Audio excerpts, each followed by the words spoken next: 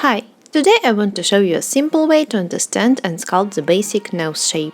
Of course, there are many different nose forms, but this method gives a good starting point.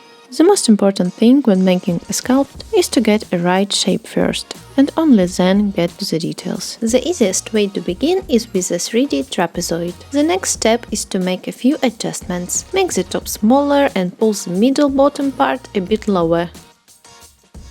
After that, add the nose tip. Next, add the nose wings and nostrils.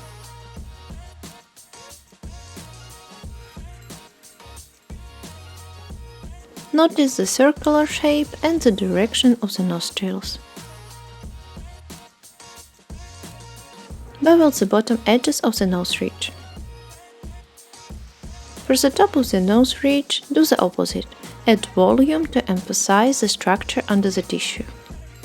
Add the skin to the sides of the nose to integrate it with the cheeks. Notice how the hard surface is still visible under the soft skin. The nose tip consists out of two halves, so flatten the middle and add a small cavity in between.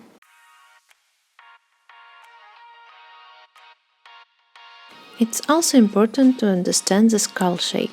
Although there is not much information about the nose, there are still some important landmarks like the nose root and bridge. Also notice that the place where the bone meets the cartilage is the placement of the nose bump. The skull differs a lot from person to person, but in most cases the nose bump is roughly aligned with the center of the eyeball, so it's a good reference point. One more fact was to mention that in most cases the nose angle is the same as the ear angle. Of course, as always, there are no strict rules when it comes to the mentioned proportions because the shapes and sizes can vary a lot. But this method and these reference points make it easier to start and create a good, solid base for nose development. I hope this video will give you a better understanding of the nose shape and will be your guide for better sculpting.